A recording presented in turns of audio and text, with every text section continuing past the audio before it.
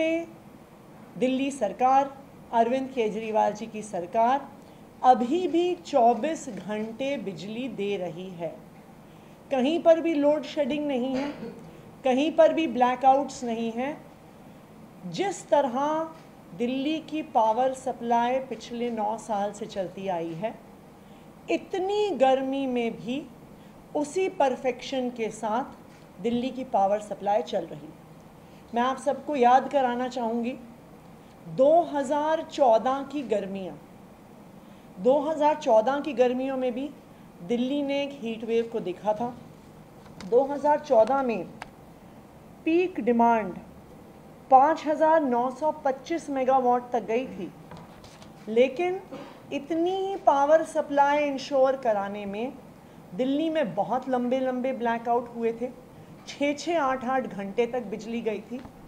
लेकिन आज 7,717 megawatt peak supply पहुंचने के बाद भी दिल्ली में 24 घंटे बिजली उपलब्ध है। तो सबसे पहले तो मैं दिल्ली सरकार के पावर डिपार्टमेंट को, दिल्ली की तीनों बिजली कंपनियों और उनके काम करने वाले सभी अफसरों को बधाई देना चाहूँगी कि उनकी इस शानदार मैनेजमेंट की वजह से दिल्ली वालों को बिजली की कोई भी समस्या नहीं हो रही। और मैं दिल्ली वालों की तरफ से दिल्ली के मुख्यमंत्री अरविंद केजरीवाल जी का धन्यवाद करना चाहूँगी कि शायद दिल्ली पूरे देश में एक इकलौता राज्य है जो 24 घंटे बिजली देता है। हम दिल्ली के आसपास ही देख लें, पिछले 3 दिन की हीट वेव में जो दिल्ली के पड़ोसी राज्य हैं जहां पर भारतीय जनता पार्टी की सरकार है, वहां पर लंबे लंबे पावर कट पिछले 2 दिन में हुए हैं। अगर आप देखने जाएं तो ग्रेटर नोएडा की कई सोसाइटीज़ में 21 मई और 22 मई को 4 घंटे से ज़्यादा पावर आउटेजेस हुई हैं। नोएडा के 25 ऐसे सेक्टर हैं जिनमें 21 और 22 मई में 8 घंटे से ज़्यादा लंबे पावर कट्स हुए हैं। गाज़ियाबाद, वो भी उत्तर प्रदेश में, वहाँ पर गाज़ियाबाद के कई हिस्सों में 6-6 घंटे के लंबे पावर कट्स हुए हैं और लोनी में 14 घंटे के पावर आउटेजेस हुए हैं।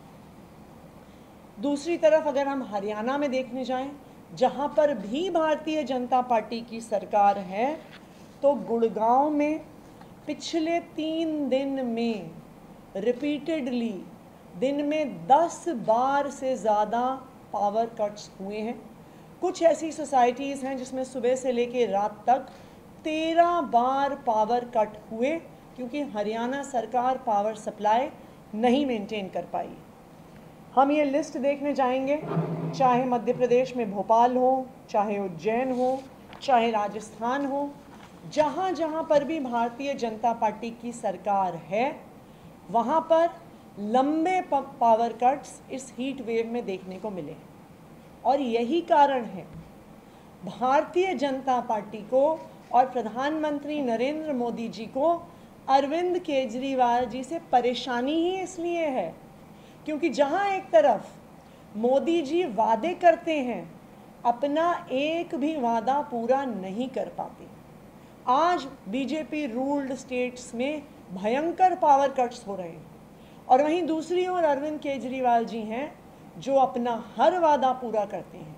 उन्होंने वादा किया था कि दिल्ली वालों को 24 घंटे बिजली देंगे और इस पीक गर्मी में, इस सिवियर हीट वेव कंडीशंस में भी दिल्ली वालों को 24 घंटे बिजली मिल रही है। धन्यवाद। मैम, आपने कहा कि जो जून जुलाई में पावर का पीक होता था वो मई में हो गया है, तो आप क्या उम्मीद कर रहे हैं कि जून जुलाई में कितना ऊपर हो सकता है? देखिए, अगर हम यूजुअली इस पैटर्न को देखें तो जून जुलाई से ऑलमोस्ट 20% इंक्रीज़ जुलाई अगस्त में आता है, क्योंकि जुलाई और अगस्त में एयर कंडीशनर्स का यूज़ बहुत ज़्यादा बढ़ जाता है ह्यूमिडिटी की वजह से। इसलिए अगर हम उस कैलकुलेशन के हिसाब से जाएं तो इस बार पीक पावर लोड जुलाई अगस्त के महीने में 8,000 मेगावाट तक जा सकता है।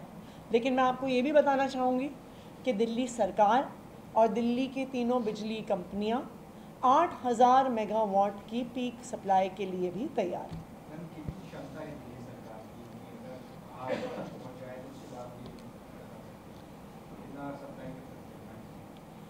देखिए, अगर आप पूरे देश को देखने जाएं तो जितनी पावर कंजम्पशन हमारे देश की है उससे ज़्यादा पावर प्रोडक्शन है।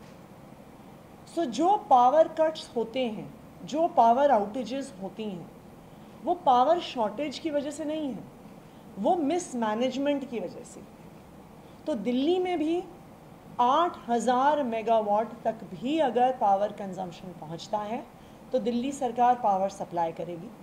अगर आने वाले 1 महीने में लगता है कि उससे ऊंचा भी जा सकता है तो उसके लिए भी पावर प्रोक्योर करेंगे, चाहे वो शॉर्ट टर्म एक्सचेंज से हो, चाहे और स्टेट से खरीदना हो। तो दिल्ली सरकार दिल्ली में 24 घंटे बिजली देने के लिए तैयार है, प्रिपेयर्ड है। और ये इस बात से साबित हो गया है कि 7717 मेगावाट की पीक डिमांड 21 मई को बिना किसी पावर कट के दिल्ली सरकार ने पूरी की। जो कंपैरेटिव आपने दिया वो असल में जो एनसीआर एरिया में आउटेजेस हो रहे हैं वो उनकी मिसमैनेजमेंट की वजह से, मीनवाइल दिल्ली में कोई शॉर्टेज है नहीं और होगा भी। बिल्कुल।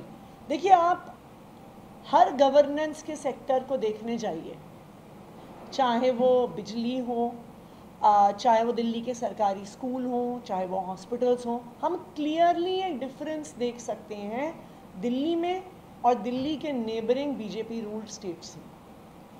हम सब ने कोविड के दौरान देखा कि जो दिल्ली के अस्पताल थे उसमें बहुत सारे पेशेंट्स, इनफैक्ट आधे से ज़्यादा पेशेंट्स दिल्ली के बाहर के आते थे।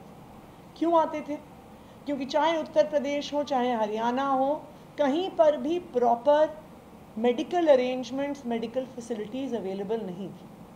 आप आज देखने जाइए, जो सारे दिल्ली के बॉर्डर पर सरकारी स्कूल हैं उसमें आधे से ज़्यादा बच्चे बॉर्डर पार करके आते हैं। कोई नोएडा से आता है, कोई गुड़गांव से आता है, कोई साहिबाबाद से आता है, कोई गाज़ियाबाद से आता है, कोई हरियाणा के बॉर्डर पार करके बहादुरगढ़ से आता है। क्यों? क्या हरियाणा में सरकारी स्कूल नहीं है? क्या उत्तर प्रदेश में सरकारी स्कूल नहीं है? लेकिन भारतीय जनता पार्टी को गवर्नेंस करनी नहीं आती है।